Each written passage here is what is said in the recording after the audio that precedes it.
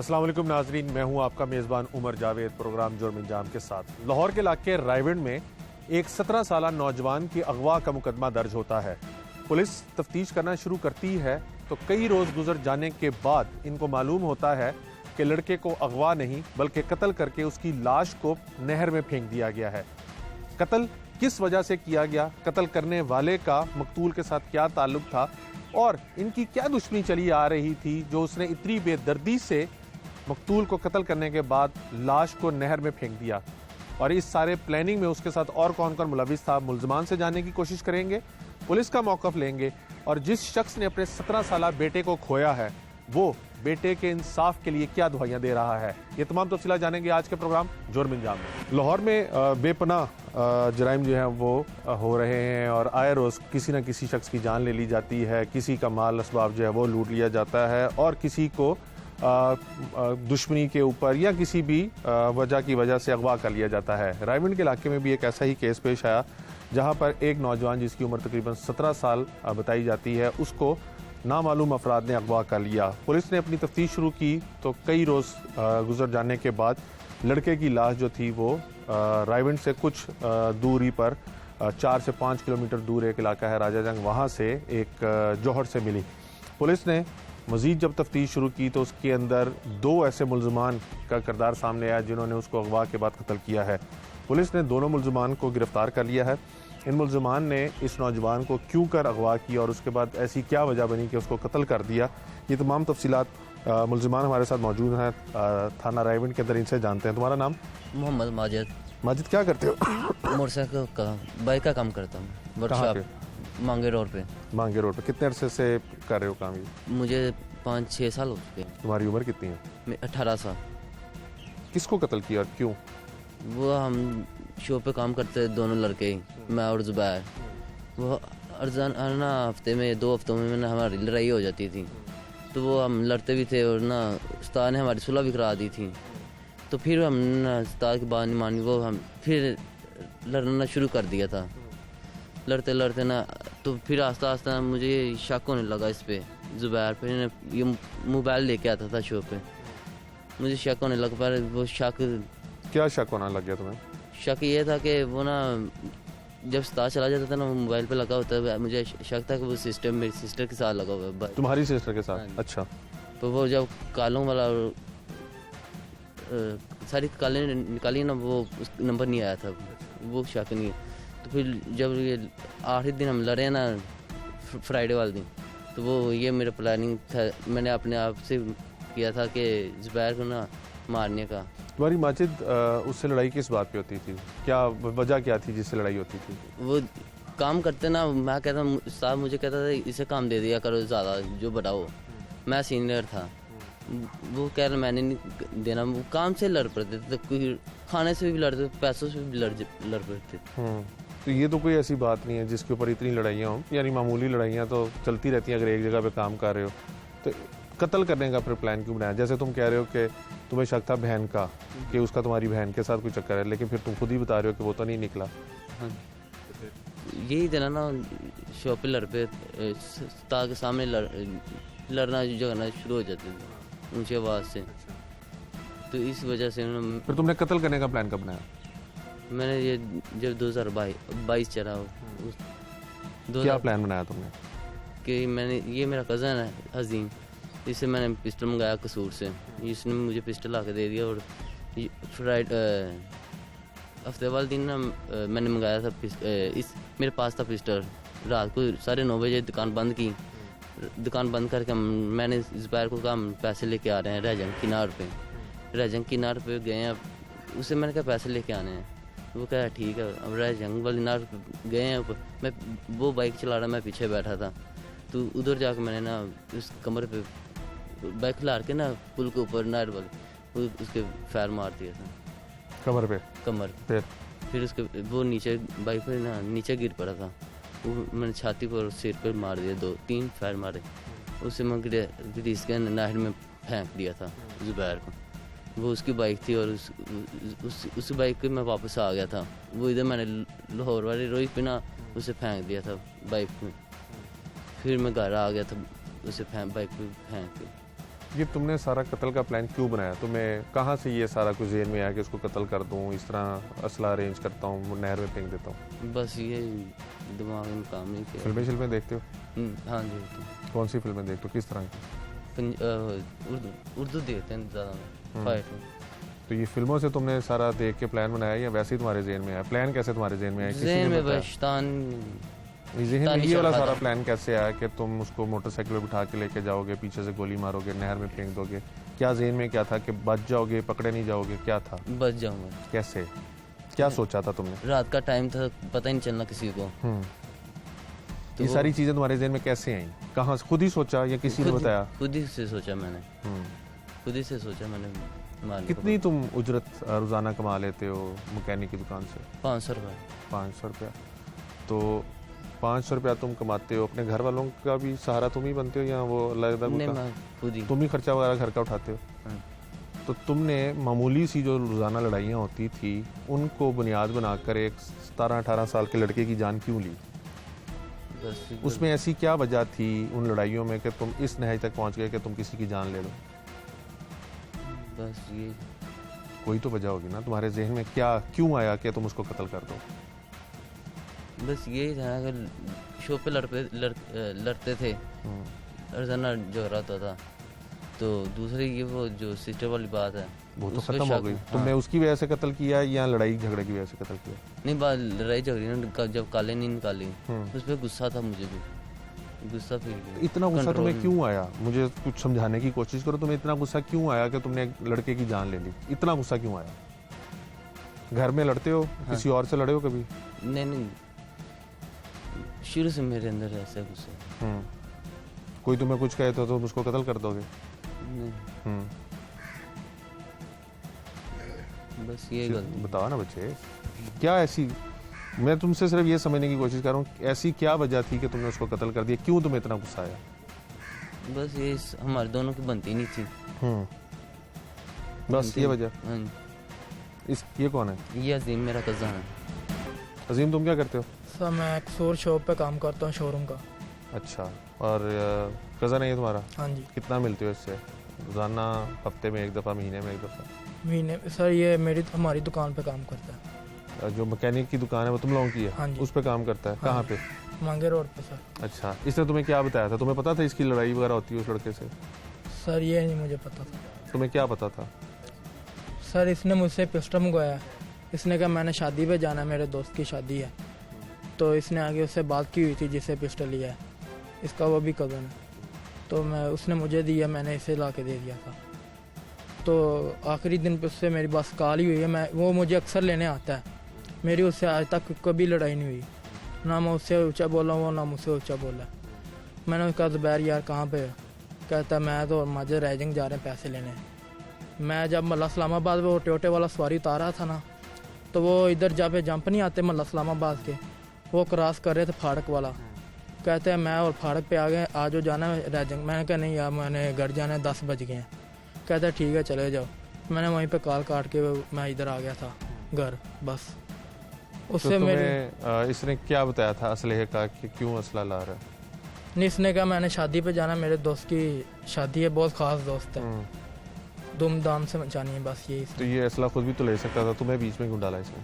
Sir मैं कसूर काम करता हूँ ना, वो ये इसका कज़न भी कसूर रहता है, तो उसने मुझे दिया है, तो मैंने ला के इसे दे दिया था। बस तुम्हें नहीं पता था कि इसने कत्ल करना है? नहीं सर। जब इसने उसको मार दिया तो तुम्हें पता चला कि इसने मार दिया? तुम्हें कब पता चला? सर जब ये पकड़ा गया था तब पता लगा। उससे पहले नहीं पता था? नहीं सर। उससे पहले तुम्हें क्या पता था कि वो जो लड़का तुम्हारी दुकान पे काम करता वो किधर गया? सही वो उसका नहीं मुझे पता था। उसके वाला साहब ने रात को 1 बजे फ़ोन किया था, वो कहता मेरा बेटा ही नहीं आया। तो कोई लोग ऐसे हैं, कोई कहते हैं CIA वाले ले गए हैं। वो कहते हैं जो मैकेनिक होते हैं ना, जितने भी हैं पूरे पंजाब के अंडर में मैकेनिक, बाइकें चोरी हो रहे हैं आजकल, तो वो एक एक मैकेनिक उठा रहे हैं।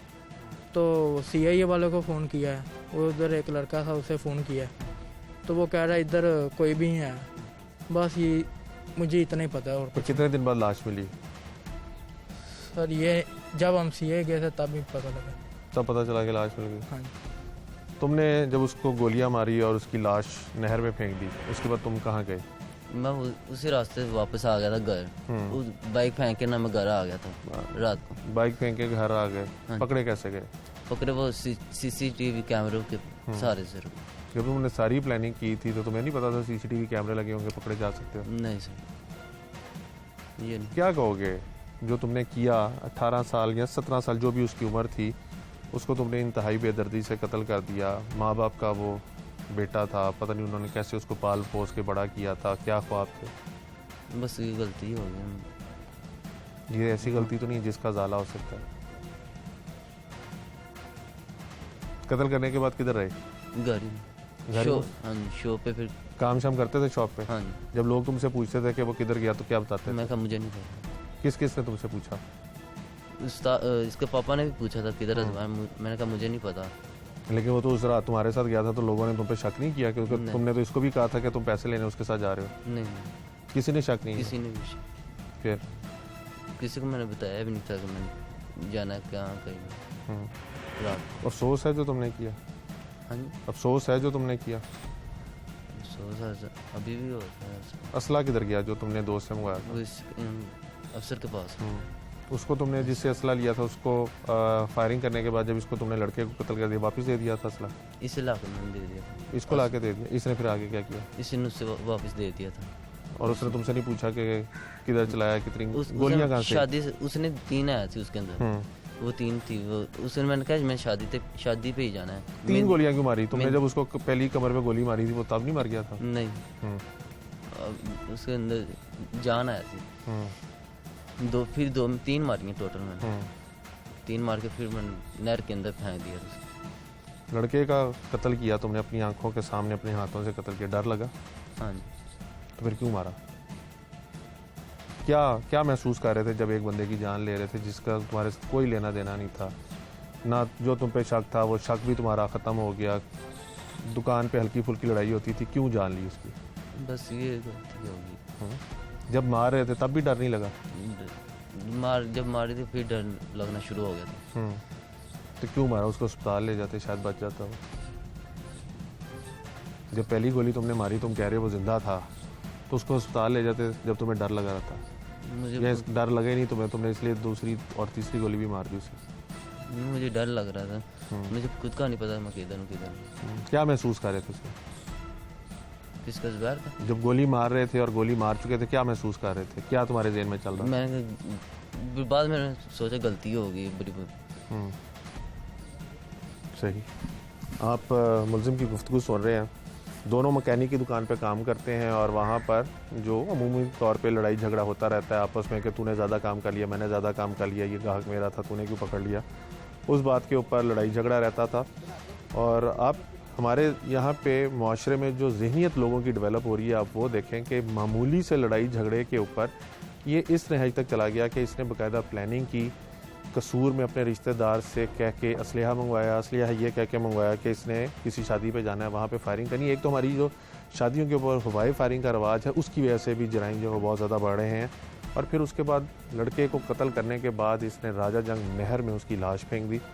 इब्तदाई तौर पे ये 365 का मुकदमा था जिसको बाद में 302 में कन्वर्ट किया गया। मुदई भी हमारे साथ मौजूद हैं, उनसे भी जानने की कोशिश करेंगे और पुलिस जिन्होंने इस केस को वर्कआउट किया उनसे भी जानते हैं कि कितना मुश्किल था ऐसे केस को सॉर्ट आउट करना जो पहले 365 था बाद में 302 में कन्वर्ट हुआ। ਤੁਹਾਨੂੰ ਕੀ ਦੱਸਿਆ ਉਹਨੇ ਕਿਹਦੇ ਨਾਲ ਲੜਾਈ ਝਗੜਾ ਰਹਿੰਦਾ ਤੇ ਕਿਸ ਗੱਲ ਤੇ ਰਹਿੰਦਾ? ਲੜਾਈ ਝਗੜਾ ਇਹ ਰਹਿੰਦਾ ਵੀ ਐਸੀ ਸਾਡੀ ਮੂੰਹ ਮਾਰੀ ਹੁੰਦੀ ਦੁਕਾਨ ਤੇ ਮੈਂ ਉੱਥੋਂ ਛੱਡਣਾ ਚਾਹਣਾ ਤੇ ਇਸ ਤੋਂ 15 ਦਿਨ ਪਹਿਲੋਂ ਮੇਰਾ ਭਾਈ ਉੱਥੇ ਗਿਆ ਸੀ ਸਮਾਨ ਲੈਣ। ਉਹਨੇ ਕੋਈ ਸਮਾਨ ਲਿਆ ਸੀ ਤੇ ਉਹਨੇ 8,500 ਰੁਪਇਆ ਬਿੱਲ ਬਣਾਤਾ ਸੀ। ਉਹਨੇ ਬਾਹਰੋਂ ਪਤਾ ਕੀਤਾ, ਉਹਨੇ ਕਿਹਾ ਚਾਚੂ ਤੂੰ ਬਾਹਰੋਂ ਪਤਾ ਕਰ ਲਾ ਤੇ ਬਾਹਰੋਂ ਬਿੱਲ ਬਣਿਆ ਸੀ 5,500 ਰੁਪਇਆ। ਉਹਨੇ ਇਸ ਵਾਰ ਉਹਨਾਂ ਉੱਤੇ ਉਹਨੇ ਗਾਲ ਕੱਢਤੀ, ਇਹਨੇ ਮੁੰਡੇ ਨੇ ਕਿਤੇ ਉਹਦੇ ਮੂੰਹ ਤੇ ਚਾਟ ਮਾਰਤੀ। ਇੱਥੋਂ ਹੀ ਰੰਜਿਸ਼ ਉਹਨਾਂ ਬਣਾ ਲਈ ਵੀ ਅਸੀਂ ਤੈਨੂੰ ਮਾਜਰ ਨੇ ਕਿਹਾ ਤੂੰ ਮੇਰੇ ਪਿਓ ਨੂੰ ਬਾਜ਼ਾਰ 'ਚ ਬੇਇੱਜ਼ਤੀ ਕੀਤੀ ਹੈ, ਮੈਂ ਤੈਨੂੰ ਛੱਡਣਾ ਨਹੀਂ, ਇਹ ਇਹਦਾ ਬਿਆਨ ਸੀ। ਤੇ ਉਸ ਤੋਂ ਬਾਅਦ ਇਹਨੇ ਉਹ ਪਾਸੇ ਗਿਆ ਜਲਾ ਇੱਥੋਂ ਲੜ ਪਏ ਨੇ ਮਗਰੋਂ ਤੇ ਫਿਰ ਉਹਨਾਂ ਬਾਅਦ 'ਚ ਮੈਨੂੰ ਬੁਲਾਇਆ, ਅਸੀਂ ਸੁਲ੍ਹਾ ਕਰਾਈ। ਦੋਵੇਂ ਮੁੰਡਿਆਂ ਦੀ ਕਾਤਿਲ ਦੀ ਤੇ ਆਪਣੇ ਬੇਟੇ ਦੀ? ਹਾਂਜੀ, ਸੁਲ੍ਹਾ ਕਰਾ ਕੇ ਫਿਰ ਅਸੀਂ ਉਹ 15 ਦਿਨਾਂ ਬਾਅਦ ਜੀ ਉਹਨਾਂ ਪਲਾਨ ਬਣਾਇਆ। ਇਹ ਆਸ਼ਕ ਹੈ, ਲਿਆਕਤ ਹੈ, ਮਾਜਦ ਹੈ, ਜ਼ੀਮ ਹੈ, 4 ਬੰਦੇ ਨੇ। ਇਹਨਾਂ ਪਲੇਨ ਬਣਾ ਕੇ ਉਹਨੂੰ ਲੈ ਗਿਆ ਇੱਧਰ ਗੱਠਿਆਂ ਵਾਲੀ ਹਵੇਲੀ ਵੱਲ ਤੇ ਉਧਰ ਪਰਾਂ ਨਾਰ ਤੇ ਲਿਜਾ ਕੇ ਤੇ ਉਹਨਾਂ ਕਤਲ ਕਰਤਾ ਹੈ। ਤੁਹਾਨੂੰ ਕਦੋਂ ਪਤਾ ਚੱਲਿਆ ਕਿ ਸਾਨੂੰ ਇਬਤਦਾਈ ਤੌਰ ਤੇ ਜਿਹੜਾ ਪਰਚਾ ਸੀ ਉਹ ਤੇ ਅਗਵਾ ਦਾ ਦਰਜ ਕਰਾਇਆ ਸੀ? ਹਾਂਜੀ ਅਗਵਾ ਦਾ ਦਰਜ ਤੁਹਾਨੂੰ ਕਰਾਇਆ ਸੀ। ਕਿਵੇਂ ਸ਼ੱਕ ਹੋਇਆ ਕਿ ਬੇਟਾ ਘਰ ਨਹੀਂ ਆਇਆ, ਅਗਵਾ ਹੋ ਗਿਆ? ਇਹ ਕੈਮਰੇ ਸੀਡੀ ਕੈਮਰੇ ਨਹੀਂ, ਜਦੋਂ ਉਸ ਦਿਨ ਉਹ ਘਰ ਕਿੰਨੇ ਵਜੇ ਤੱਕ ਨਹੀਂ ਆਇਆ ਤਾਂ ਤੁਹਾਨੂੰ ਸ਼ੱਕ ਉਹ ਹੋਇਆ? 1:30 ਵਜੇ ਤੱਕ ਨਹੀਂ ਆਇਆ। ਰਾਤ 1:30 ਵਜੇ ਤੱਕ। 1:30 ਵਜੇ ਮੈਂ ਉਹਦੇ ਉਸਤਾਦ ਨੂੰ ਫੋਨ ਕੀਤਾ। ਉਹਨੇ ਕਿਹਾ ਜੀ ਉਹ ਮੇਰੇ ਭਤੀਜੇ ਨੂੰ ਘਰ ਲਾ ਕੇ ਤੇ ਵਾਪਸ ਚਲਾ ਗਿਆ।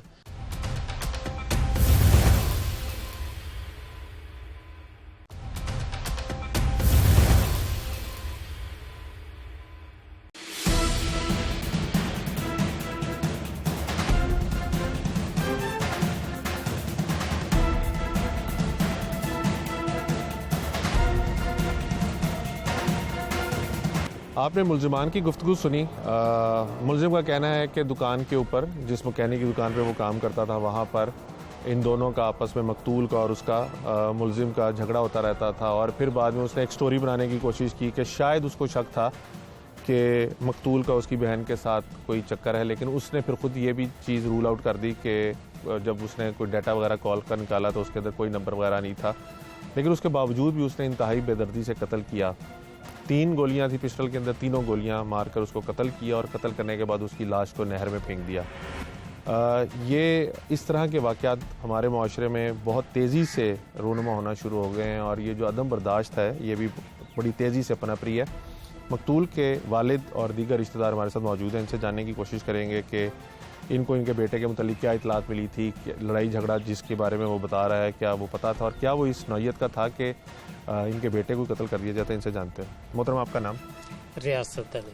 रियासत, क्या करते हैं आप? मेरा मजदूरी करता हूँ, गधा रेडी चलाता हूँ। कितने बच्चे हैं आपके? मेरे 5 बच्चे हैं, 2 बेटे थे, 3 बेटियाँ।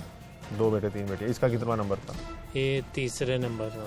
कितने अरसे से ये काम करना शुरू हुआ? ये 1.5 साल है इधर काम करता। 1.5 साल से? हाँ जी।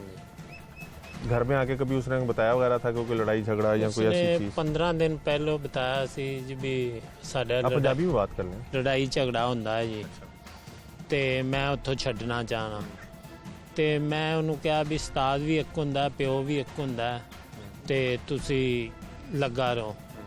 ਉਹ ਨਹੀਂ, ਫਿਰ ਉਹਨੇ ਸਾਡਾ ਕਹਿਣਾ ਮੰਨਿਆ, ਉਹਨੇ ਨਹੀਂ ਛੱਡਿਆ ਉੱਥੋਂ ਤੇ ਫਿਰ ਉਹ ਉਹਨਾਂ ਪਲੇਨ ਬਣਾ ਕੇ। ਤੁਹਾਨੂੰ ਕੀ ਦੱਸਿਆ ਉਹਨੇ, ਕਿਹਦੇ ਨਾਲ ਲੜਾਈ ਝਗੜਾ ਰਹਿੰਦਾ ਤੇ ਕਿਸ ਗੱਲ ਤੇ ਰਹਿੰਦਾ? ਲੜਾਈ ਝਗੜਾ ਇਹ ਰਹਿੰਦਾ ਵੀ ਸਾਡੀ ਮੂੰਹ ਮਾਰੀ ਹੁੰਦੀ ਦੁਕਾਨ ਤੇ ਮੈਂ ਉੱਥੋਂ ਛੱਡਣਾ ਚਾਹਣਾ ਤੇ ਇਸ ਤੋਂ 15 ਦਿਨ ਪਹਿਲੋਂ ਮੇਰਾ ਭਾਈ ਉੱਥੇ ਗਿਆ ਸੀ ਸਮਾਨ ਲੈਣ। ਉਹਨੇ ਕੋਈ ਸਮਾਨ ਲਿਆ ਸੀ ਤੇ ਉਹਨੇ 8,500 ਰੁਪਇਆ ਬਿੱਲ ਬਣਾ ਦਿੱਤਾ ਸੀ। ਉਹਨੇ ਬਾਹਰੋਂ ਪਤਾ ਕੀਤਾ, ਉਹਨੇ ਕਿਹਾ ਚਾਚੂ ਤੂੰ ਬਾਹਰੋਂ ਪਤਾ ਕਰ ਲਾ ਤੇ ਬਾਹਰੋਂ ਬਿੱਲ ਬਣਿਆ ਸੀ 5,500 ਰੁਪਇਆ। ਉਹਨੇ ਇਸ ਵਾਰ ਉਹਨਾਂ ਉੱਤੇ ਉਹਨੇ ਗਾਲ ਕੱਢਤੀ। ਇਹਨੇ ਮੁੰਡੇ ਨੇ ਕਿਤੇ ਉਹਦੇ ਮੂੰਹ ਤੇ ਚਾਟ ਮਾਰਤੀ। ਇੱਥੋਂ ਹੀ ਰੰਜਿਸ਼ ਉਹਨਾਂ ਬਣਾ ਲਈ ਵੀ ਅਸੀਂ ਤੈਨੂੰ, ਮਾਜਰ ਨੇ ਕਿਹਾ ਤੂੰ ਮੇਰੇ ਪਿਓ ਨੂੰ ਬਾਜ਼ਾਰ 'ਚ ਬੇਇੱਜ਼ਤੀ ਕੀਤੀ ਹੈ, ਮੈਂ ਤੈਨੂੰ ਛੱਡਣਾ ਨਹੀਂ। ਇਹ ਇਹਦਾ ਬਿਆਨ ਸੀ ਤੇ ਉਸ ਤੋਂ ਬਾਅਦ ਇਹਨੇ ਉਹ ਪਾਸੇ ਗਿਆ ਜਲਾ, ਇੱਥੋਂ ਲੜ ਪਏ ਨੇ ਮਗਰੋਂ ਤੇ ਫਿਰ ਉਹਨਾਂ ਬਾਅਦ 'ਚ ਮੈਨੂੰ ਬੁਲਾਇਆ, ਅਸੀਂ ਸੁਲ੍ਹਾ ਕਰਾਈ। ਦੋਵੇਂ ਮੁੰਡਿਆਂ ਦੀ, ਕਾਤਿਲ ਦੀ ਤੇ ਆਪਣੇ ਬੇਟੇ ਦੀ? ਹਾਂਜੀ, ਸੁਲ੍ਹਾ ਕਰਾ ਕੇ ਫਿਰ ਅਸੀਂ ਉਹ 15 ਦਿਨਾਂ ਬਾਅਦ ਜੀ ਉਹਨਾਂ ਪਲੇਨ ਬਣਾਇਆ। ਇਹ ਆਸ਼ਕ ਹੈ, ਲਿਆਕਤ ਹੈ, ਮਾਜਦ ਹੈ, ਜ਼ੀਮ ਹੈ, 4 ਬੰਦੇ ਨੇ।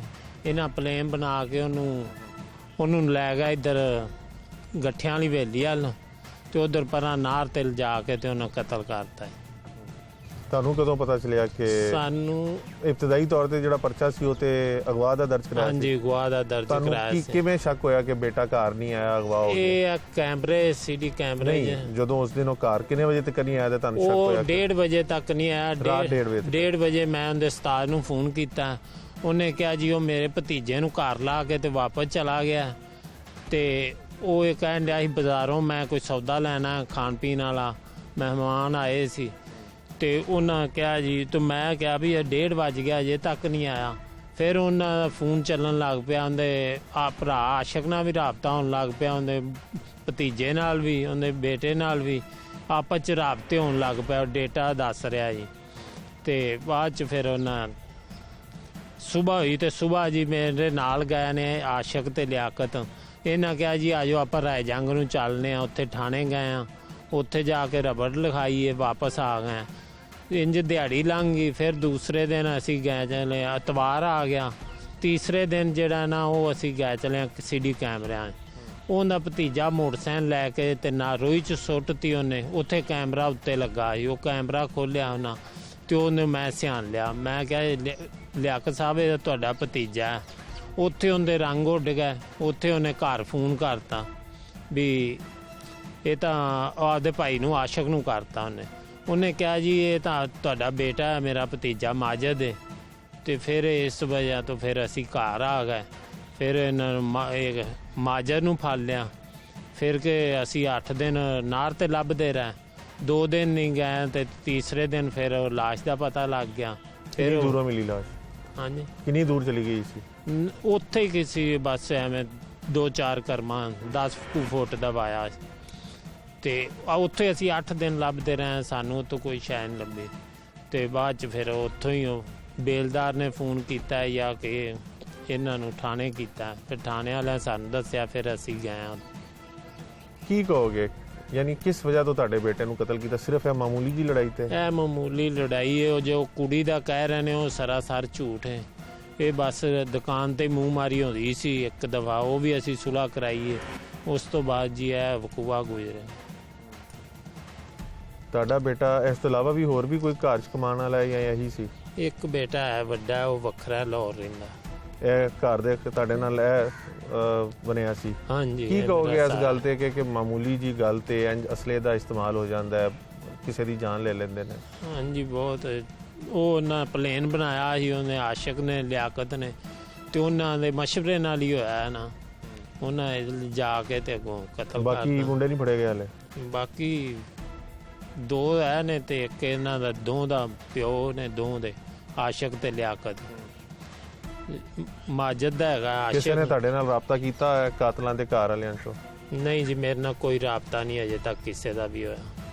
ਮੁੰਡੇ ਫੜੇ ਗਏ ਨੇ, ਤੁਸੀਂ ਸਮਝਦੇ ਹੋ ਇਨਸਾਫ ਮਿਲੇਗਾ ਤੁਹਾਨੂੰ, ਇਹਨਾਂ ਨੂੰ ਸਜ਼ਾ ਮਿਲੇਗੀ? ਜੀ ਅੱਲਾ ਤੇ ਡੋਰੀਆਂ ਸੱਟੀਆਂ, ਵੇਖੋ ਅੱਲਾ ਕਰੇ ਜੀ ਕਿੰਨਾ ਇਨਸਾਫ ਮਿਲ ਮੁਸ਼ਕਿਲ ਜਾਏ। ਹੈ ਇੰਜ ਜਵਾਨ? ਕਿੰਨੇ ਸਾਲ ਦਾ ਬੇਟਾ ਸੀ ਤੁਹਾਡਾ? ਬੇਟਾ 17 ਸਾਲ ਦਾ ਮੁਹੰਮਦ ਜ਼ਬੈਰ। ਕਿੰਨਾ ਮੁਸ਼ਕਿਲ ਹੈ ਕਿ ਇੰਜ 17 ਸਾਲ ਤੁਸੀਂ ਪਾਲਿਆ ਪੋਸਿਆ ਉਹਨੂੰ, ਜਦੋਂ ਉਹ ਇਸ ਕਾਬਿਲ ਹੋਇਆ ਕਿ ਤੁਹਾਡਾ ਸਹਾਰਾ ਬਣ ਸਕੇ ਤੇ ਕਤਲ ਕਰਤਾ? ਜੀ ਇਹ ਤਾਂ ਮੈਂ ਤੁਹਾਨੂੰ ਕਿਹਾ ਸੀ ਵੀ ਉਸਤਾਦ ਵੀ ਪਿਓ ਹੁੰਦੇ ਨੇ। ਮੈਂ ਤਾਂ ਤਮਾਤ ਕੀਤਾ ਸੀ, ਇਹ ਨਹੀਂ ਸੀ ਪਤਾ ਉਹਨਾਂ ਮੇਰਾ ਘਰ ਹੀ ਜਾੜ ਦੇਣਾ। ਕਿੰਨੀ ਤਕਲੀਫ ਹੁੰਦੀ ਹੈ ਜਦੋਂ ਸੋਚਦੇ ਹੋ ਕਿ ਜਵਾਨ ਬੇਟੇ ਨੂੰ ਇੰਜ ਬਗੈਰ, ਯਾਨੀ ਕੋਈ ਵਜ੍ਹਾ ਹੋਏ, ਕੋਈ ਹਾਦਸਾ ਹੋ ਜਾਏ, ਕੋਈ ਬਿਮਾਰੀ ਹੋ ਜਾਏ, ਬੰਦਾ ਦੁਨੀਆ ਤੋਂ ਚਲਾ ਜਾਏ, ਉਹ ਇੱਕ ਅਲੱਗਾ, ਇੰਜ ਜਵਾਨ ਬੇਟਾ ਕੰਮ ਕਰਨ ਜਾਏ ਤੇ ਬਾਅਦ 'ਚ ਉਹਦੀ ਲਾਸ਼ ਹੈ। ਬਹੁਤ ਦੁੱਖ ਹੁੰਦਾ ਹੈ ਜੀ। ਇਹ ਤਾਂ ਜਿੰਦੇ ਨਾਲ ਹੋਵੇ ਉਹਨੂੰ ਪਤਾ ਲੱਗਦਾ ਹੈ ਜੀ। ਮੁਲਜ਼ਮਾਂ ਨੂੰ ਕਿੱਥੇ ਦੇਖਣਾ ਚਾਹੁੰਦੇ ਹੋ? ਮੁਜਰਮਾਂ ਨੂੰ ਇਹ ਇਨਸਾਫ ਮਿਲਣਾ ਚਾਹੀਦਾ, ਫਾਂਸੀ ਦੇ ਤਖਤੇ ਤੱਕ ਜਾਣੇ ਚਾਹੀਦੇ ਨੇ। ਇਹ ਇਨਸਾਫ ਹੋਣਾ, ਹੋਰ ਅਸੀਂ ਕੀ ਕਰਨਾ ਜੀ ਉਹਨਾਂ। ਭਜਨ, ਤੁਹਾਡਾ ਕੀ ਤਾਲੁਕ ਹੈ ਮਕਤੂਲ ਨਾਲ?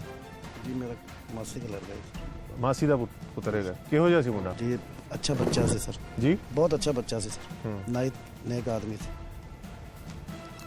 ਤੁਸੀਂ ਕੋਲ ਹੀ ਰਹਿੰਦੇ ਹੋ ਜਾਂ ਕਿਤੇ ਫਾਸਟ जी, बिल्कुल नज़दीक ਨਜ਼ਦੀਕ? हाँ जी। ਤੁਹਾਨੂੰ ਵੀ ਪਤਾ ਚੱਲਿਆ ਸੀ ਕੋਈ ਲੜਾਈ ਛੜਾਈ ਹੈਗੀ ਇਹਨਾਂ ਦੀ? नहीं सर, ये ना मैंने पता चल गया था, लेकिन को 2-4 दिन बाद पता चला सर। जी सर।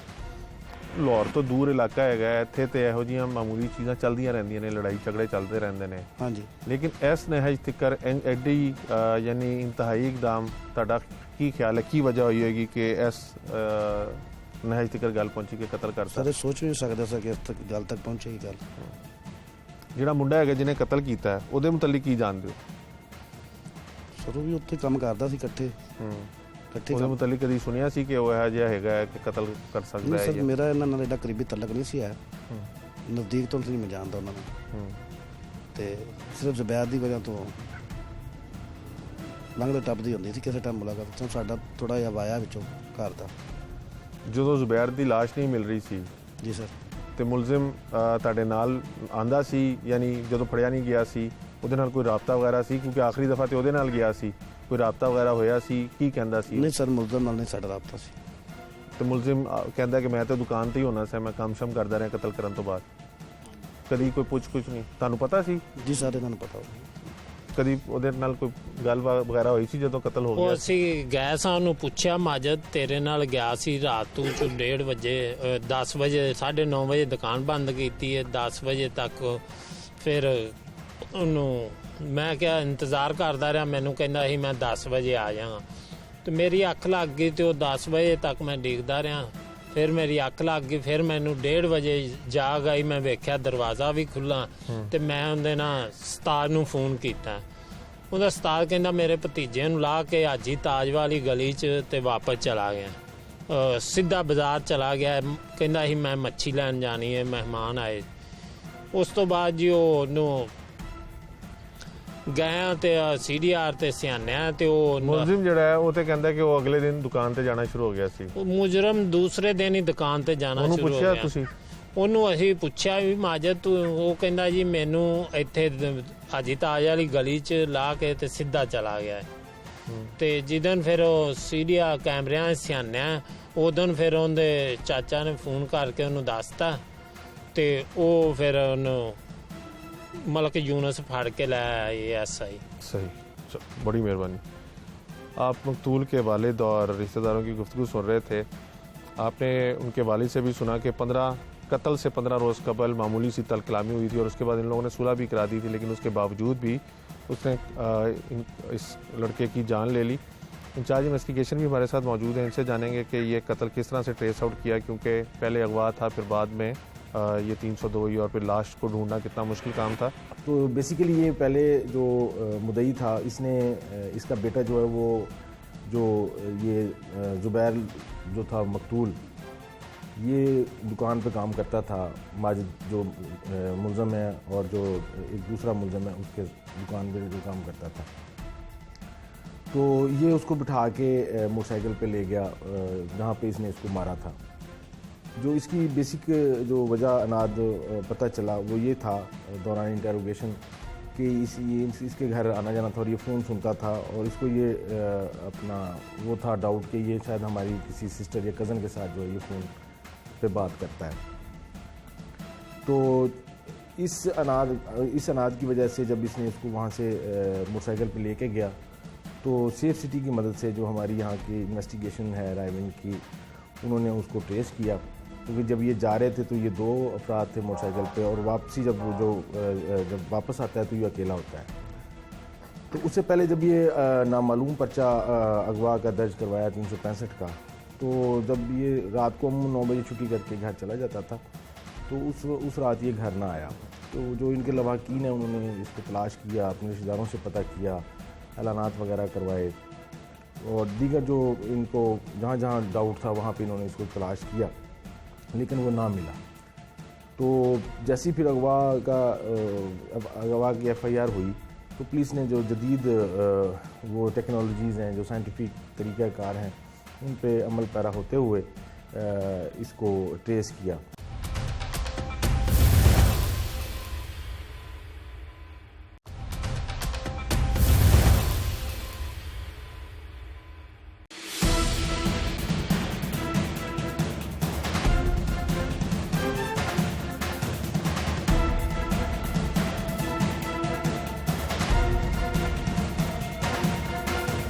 आपने मुलजिमान का मौक़िफ़ सुना।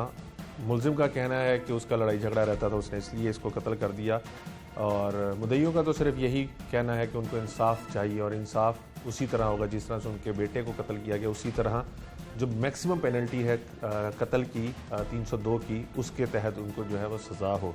इंचार्ज इन्वेस्टिगेशन रायवंड और उनकी टीम ने मुलजिमान को ना सिर्फ गिरफ्तार किया बल्कि लाश को भी कई रोज़ की मेहनत के बाद नहर से निकालने और ढूंढने में ये कामयाब हुए हैं। इंचार्ज इन्वेस्टिगेशन हमारे साथ मौजूद है कमर साजी साहब, इनसे जानते हैं। कमर साहब, सबसे पहले तो ये बताइएगा कि ये मुकदमा जो था ये अगवा की दफ़ात के तहत दर्ज हुआ था, यानी 365 की, तो कब आप लोगों को ये शक हुआ कि ये अगवा नहीं कत्ल है? बिस्मिल्लाहिर्रहमानिर्रहीम। सबसे पहले तो अल्लाह ताला का शुक्र है कि अल्लाह ताला ने एक मतलब फिर जो है एक पुलिस का जो अच्छा काम है उसको ट्रेस करने में जो एक कत्ल है उसमें हमारी मदद की, जिसमें अल्लाह ताला की मेहरबानी के अलावा हमारे जो सीनियर अफसरान हैं उनकी रहनुमाई, इसमें SP साहब इन्वेस्टिगेशन और ASP साहब ड्राइविंग जो है उनकी भरपूर जो मुआवनत है और उनकी जो ज़ेरे साया जो रहनुमाई है उसके तहत ये केस ट्रेस हुआ। तो बेसिकली ये पहले जो मुद्दई था इसने इसका बेटा जो है वो जो ये ज़ुबैर जो था मकतूल ये दुकान पे काम करता था। माजिद जो मुलज़म है और जो एक दूसरा मुलज़म है उसके दुकान पे जो काम करता था, तो ये उसको बिठा के मोटरसाइकिल पे ले गया जहाँ पे इसने इसको मारा था। जो इसकी बेसिक जो वजह अनाद पता चला वो ये था दौरान इंटेरोगेशन कि इसके घर आना जाना था और ये फ़ोन सुनता था और इसको ये अपना वो था डाउट कि ये शायद हमारी किसी सिस्टर या कज़न के साथ जो है ये फ़ोन पे बात करता है। तो इस अनाद की वजह से जब इसने इसको वहाँ से मोटरसाइकिल पे लेके गया तो सेफ सिटी की मदद से जो हमारी यहाँ की इन्वेस्टिगेशन है रायविंड की, उन्होंने उसको ट्रेस किया। क्योंकि जब ये जा रहे थे तो ये 2 अफराद थे मोटरसाइकिल पे और वापसी जब वापस आता है तो ये अकेला होता है। तो उससे पहले जब ये नामालूम पर्चा अगवा का दर्ज करवाया 365 का, तो जब ये रात को 9 बजे छुट्टी करके घर चला जाता था तो उस रात ये घर ना आया। तो जो इनके लवाकीन हैं उन्होंने इसको तलाश किया, अपने रिश्तेदारों से पता किया, एलानात वगैरह करवाए और दीगर जो इनको जहाँ जहाँ डाउट था वहाँ पे इन्होंने इसको तलाश किया, लेकिन वो ना मिला।